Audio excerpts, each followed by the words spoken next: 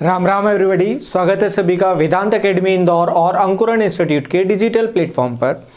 हम लोग बात करने वाले हैं इवनिंग शिफ्ट में आज जो क्वेश्चन पूछे गए हैं वो क्या क्या रहे हैं और कितना क्या वेटेज किस सेक्शन का रहा है, तो एक एक करके हम डिस्कस करने वाले हैं। तो सबसे पहले हम बात करते हैं साइंस को लेकर। साइंस में आज हमें देखने को मिला, मॉर्निंग की शिफ्ट में भी हमने देखा साइंस में फिजिक्स पर ज्यादा जोर दिया गया था और यहां पर भी हमें इवनिंग में भी देखने को मिला फिजिक्स पर ज्यादा जोर दिया गया। जो कंसेप्चुअल क्वेश्चंस थे उन पर क्वेश्चंस ज्यादा बने। तो यहां ध्वनि पर पहला क्वेश्चन ध्वनि पर बेस्ड था। ध्वनि मापने की इकाई के बारे में पूछा गया था। ध्वनि मापने की इकाई क्या होती है? ध्वनि मापने की इकाई तो ध्वनि मापी जाती है डेसिबल में, डीबी में, डेसिबल में मापा जाता है शोर। फिर उसके बाद एक क्वेश्चन देखने को मिला था सेल्स पर। फिर उसके बाद एक क्वेश्चन देखने को मिला था जाइलम पर। जाइलम पर जो कंडक्शन का काम होता है प्लांट्स में, उस पर एग्जैक्ट क्वेश्चन नहीं मिला था, लेकिन ध्वनि का एग्जैक्ट मिल गया था।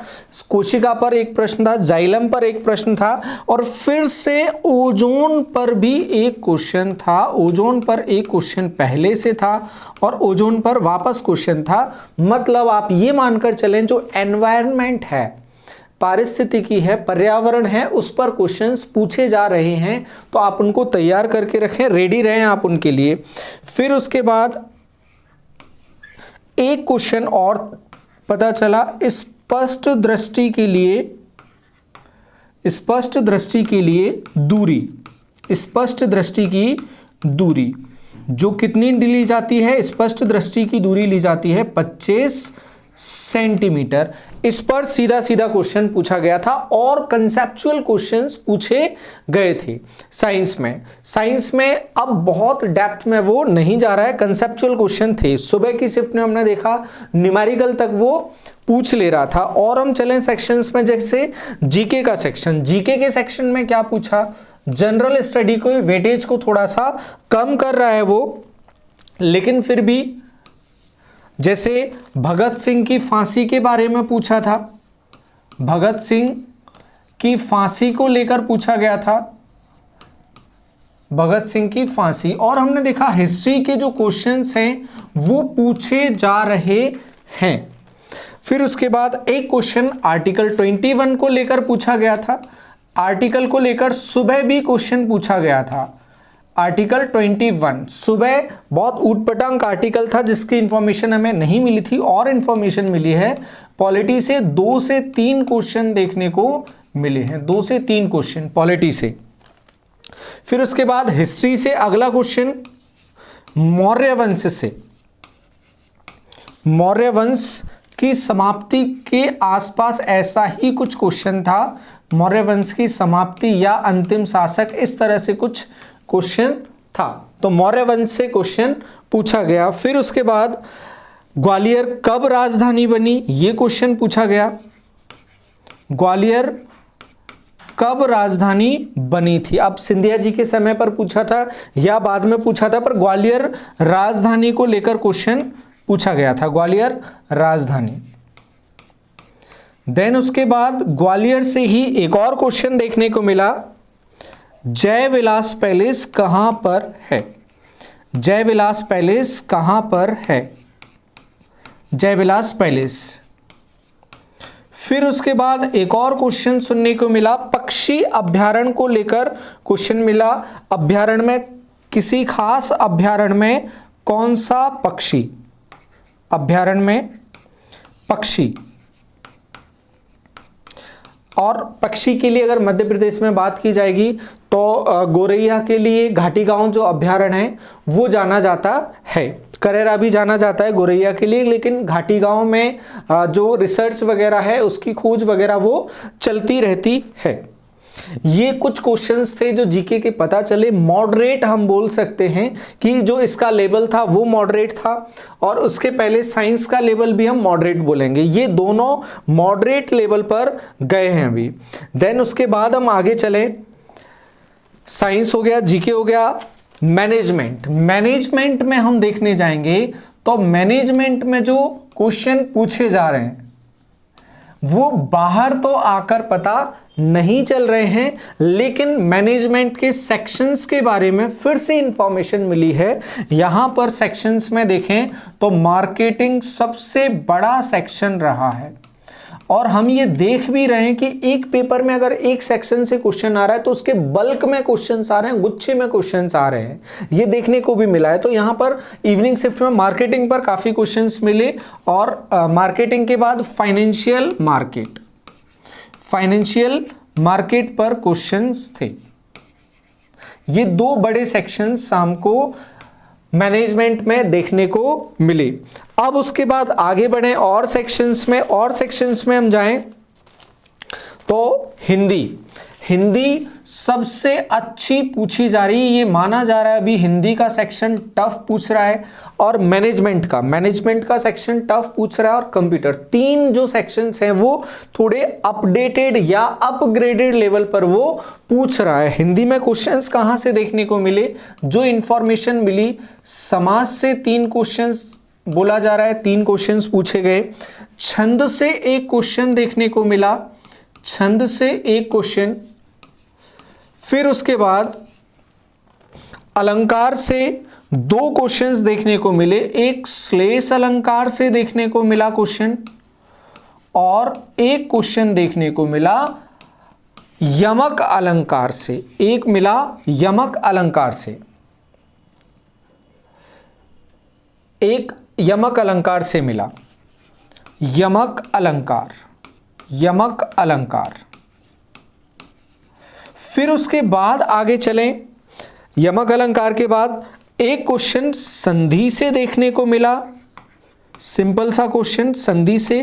क्वेश्चन बच्चे एग्जैक्ट नहीं बता पा रहे हैं बाहर आके, तो बहुत सारे क्वेश्चंस नहीं मिल पा रहे हैं। हम कोशिश करते रहते हैं क्वेश्चंस मिल जाएं, इसलिए थोड़ा सा लेट भी हो जाते हैं। एक क्वेश्चन विलोम का देखने को मिला, वाच्य तो देखने को मिल ही रहा है, फिर उसके बाद सही कथन देखने को मिला, जो सही स्टेटमेंट लिखा होता है, कौन सा वाक्य शुद्ध है वो देखने को मिला। फिर लोकोक्ति और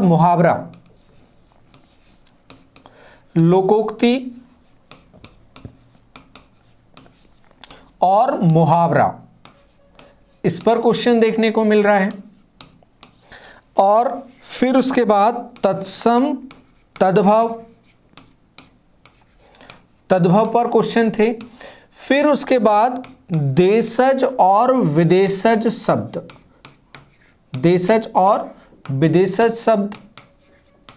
पर्यायवाची, इस तरह से इन टॉपिक से क्वेश्चंस देखने को मिला। पर्यायवाची का नहीं बोला है किसी ने, विलोम बोला है, सही कथन बोला है, तत्सम तद्भव बोला है, और देशज विदेशज शब्द बोला है। इसके देशज विदेशज के 2 क्वेश्चन देखने को मिले थे, और समाज से 3 क्वेश्चंस देखने को मिले थे। तो ये हिंदी के बड़े सेक्शंस थे। लेवल थोड़ा सा अप करके पूछ रहा है। जिसने हिंदी अच्छी पढ़ी होगी उन्हें वो ईजी लग रहा है, जिनका थोड़ा सा वीक होगा हमारे जैसे उन्हें थोड़ा सा टफ लगेगा हिंदी। अब कंप्यूटर थोड़ा सा हार्ड पूछा गया। कंप्यूटर लेवल अप करके पूछा, इसे हम बोल सकते हैं ये सेक्शन हार्ड पूछा गया था। सुबह भी हार्ड पूछा और अभी शाम को भी हार्ड पूछा गया है। ऑपरेटिंग सिस्टम से 1 से 2 क्वेश्चन देखने को मिले। शॉर्ट कीज देखने को मिली, जो सुबह और कल भी नहीं दिख रही थी। 2 से 3 क्वेश्चंस बोला गया है स्टूडेंट्स के द्वारा कि 2 से 3 शॉर्ट की देखने को मिली। फिर एक्सेल देखने को मिला, एक्सेल पर क्वेश्चन देखने को मिला, वर्ड पर क्वेश्चन देखने को मिला। फिर उसके बाद फुल फॉर्म देखने को मिले। इसमें फुल फॉर्म स्टूडेंट्स का कहना है 2 से 3 फुल फॉर्म पूछे गए, उनको याद नहीं थे। मेमोरी पर बेस्ड क्वेश्चन पूछा गया। अब तो वो प्रोग्राम्स वगैरह पर भी चला गया है। जैसे सुबह क्वेश्चन पूछा था एसक्यूएल से पूछा था, तो वो डेप्थ में जा रहा है। जावा वगैरह के प्रोग्राम्स पर भी क्वेश्चन पूछ रहा है। इसलिए स्टूडेंट्स को ज़्यादा क्वेश्चन बाहर आके याद नहीं रहते, क्योंकि ज़्यादा समझ में ही नहीं आता, लेवल उसका हार्ड हो रहा है। इनपुट डिवाइस पर भी एक क्वेश्चन देखने को मिला था इसमें। तो ये था कंप्यूटर का सेक्शन। अब हम चलें इंग्लिश का सेक्शन। इंग्लिश का सेक्शन इंग्लिश का सेक्शन भी मॉडरेट मान सकते हैं। जिन स्टूडेंट्स ने थोड़ी बहुत भी इंग्लिश पढ़ी है उनका जो रिप्लाई आ रहा है, बोलना हो रहा है, वो बोलते हैं सर इजी इंग्लिश आ रहा है। तो इंग्लिश में इंग्लिश इजी होने का सबसे बड़ा रीजन है नरेशन।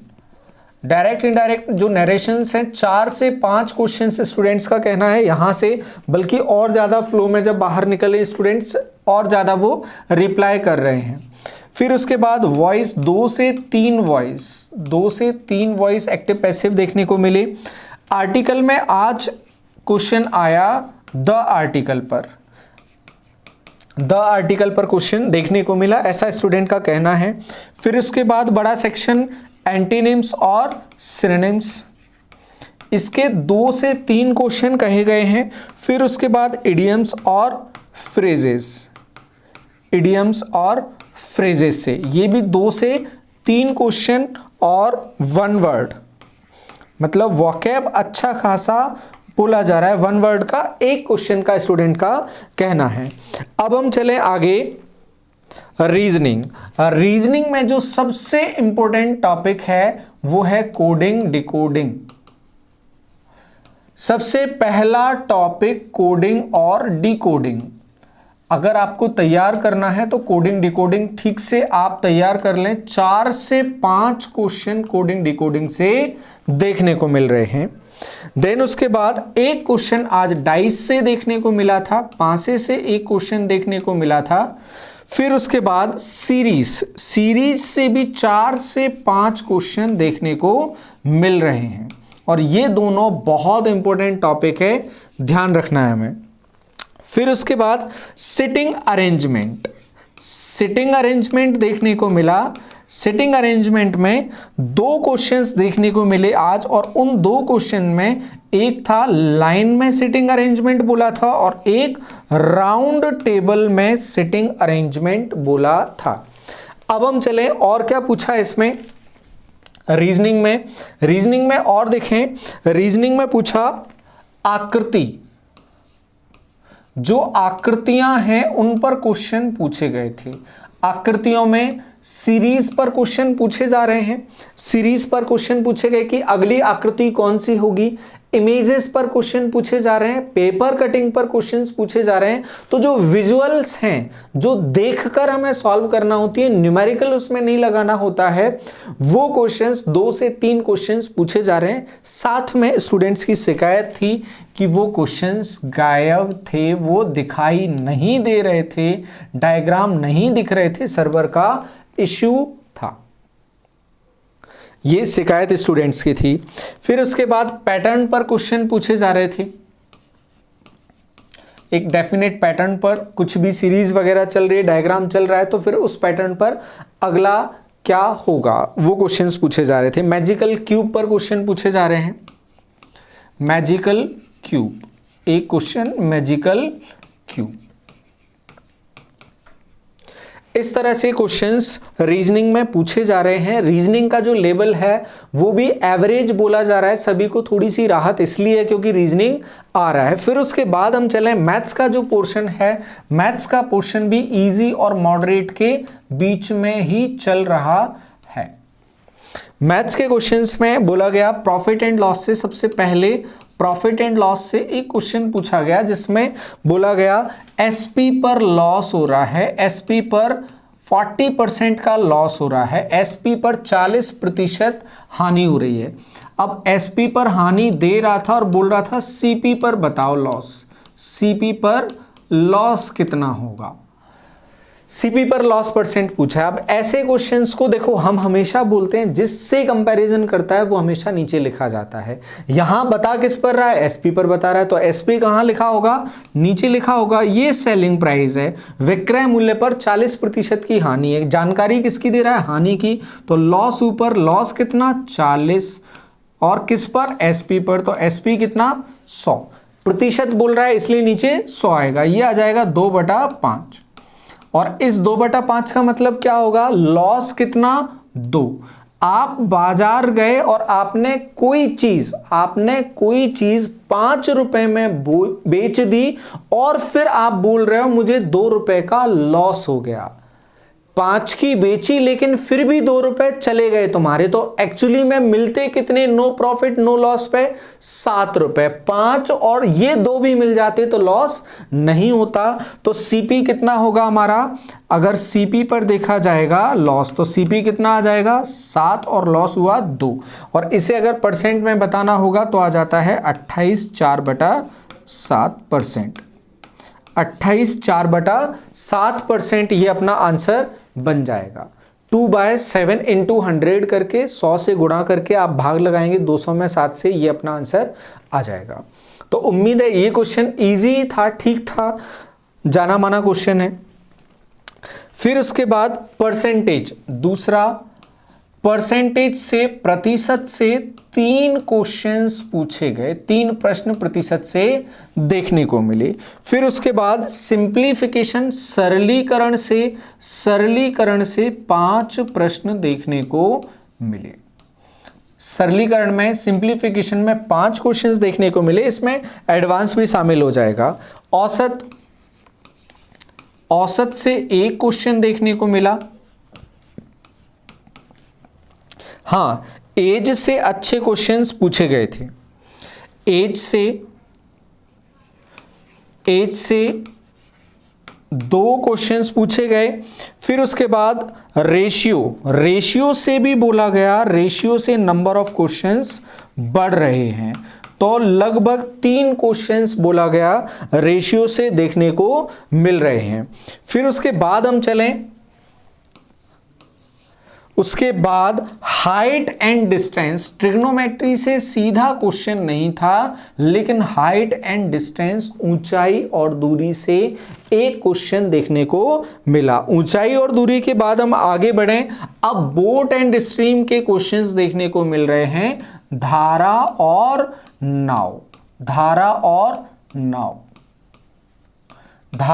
नाव से एक क्वेश्चन देखने को मिला। फिर उसके बाद कार्य और समय, टाइम एंड वर्क से 2 क्वेश्चन देखने को मिले। फिर उसके बाद निर्देशांक ज्यामिति, कोऑर्डिनेट ज्योमेट्री से एक क्वेश्चन देखने को मिला। निर्देशांक ज्यामिति से एक क्वेश्चन देखने को मिला। फिर उसके बाद आगे चले हम, DI, डाटा इंटरप्रिटेशन से 2 से 3 क्वेश्चन देखने को मिल रहे हैं। अब हम चले आगे, इसके बाद LCM HCF से एक क्वेश्चन देखने को मिला, और वो भी डिवीजन पर बेस्ड क्वेश्चन था, भाग जाने पर प्रश्न था। और सबसे लास्ट में मेंसुरेशन, क्षेत्रमिति, क्षेत्रफल और आयतन से 2 क्वेश्चन देखने को मिले, जिसमें से एक क्वेश्चन क्षेत्रफल का और एक क्वेश्चन आयतन पर आधारित था। इस तरह से इन क्वेश्चंस का रिव्यू हमें मिला है कि इस तरह से क्वेश्चंस पूछे जा रहे हैं। अभी तक कुछ भी ऊट पटांग नहीं देखने को मिला। हाँ, मैथ्स में एक चीज जरूर बोली गई, सर जो पेपर पूछा जा रहा है वो कैलकुलेटिव क्वेश्चंस पूछे जा रहे हैं। तो कैलकुलेटिव पेपर में आप लोगों के लिए सलाह है, ये तो था एग्जाम का रिव्यू जो मॉडरेट लेवल पर पेपर माना जा रहा है। 3 सेक्शंस थोड़ा सा टफ आ रहे हैं, जिसमें हिंदी भी थोड़ा टफ बोला जा रहा है, कंप्यूटर और मैनेजमेंट टफ बोला जा रहा है, जिसकी वजह से आप लोगों को बहुत नॉर्मली 160, 170, 180 के आसपास मार्क्स सुनने को नहीं मिल रहे हैं, 150 प्लस सुनने को नहीं मिल रहे हैं। ये सबसे बड़ा रीजन है और नॉर्मल है, चलने दो इस चीज को। 130, 40 के आसपास मार्क्स अच्छे, जो बहुत अच्छे स्टूडेंट्स हैं उनके सुनने को मिल रहे हैं। तो यहाँ आप लोगों के लिए जो सलाह है वो यही है कि जो कैलकुलेटिव क्वेश्चंस हो आप उनको, वो देखने में पता चल जाएगा ये कैलकुलेटिव आ रहा है, तो आप उसे वहाँ पर ड्रॉप करके आगे बढ़ जाएंगे, दूसरे क्वेश्चंस को करने की कोशिश करेंगे। दूसरा, सेक्शंस मिक्स्ड आ रहे हैं, मिक्स्ड फॉर्म में आ रहे हैं, तो आप ये बिल्कुल ना सोचें कि आपको सबसे पहले मैथ्स करना है, भले आपको मैथ्स आता है तो आप स्टार्ट कर सकते हैं दूसरे सेक्शन से, जैसे मैनेजमेंट है, जीएस है और कंप्यूटर है, इंग्लिश है, इन सेक्शंस में टाइम आपका बच जाएगा, आप पहले कर लेंगे तो। और उसके बाद आप जाकर मैथ्स और रीजनिंग पे फिर बाद में चले जाएं। जब आप बाद में भी जाएं उसमें भी आप मार्क करके छोड़ते जाना है, क्वेश्चन को मार्क ऊपर करके आगे बढ़ जाते हैं।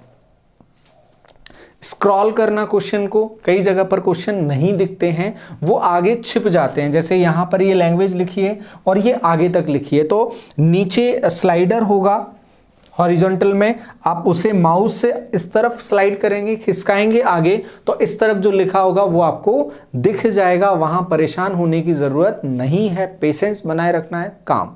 और एक और बहुत अच्छी सलाह कि मैथ्स में और रीजनिंग में क्वेश्चन को बहुत ध्यान से अच्छे से पढ़ के करना है।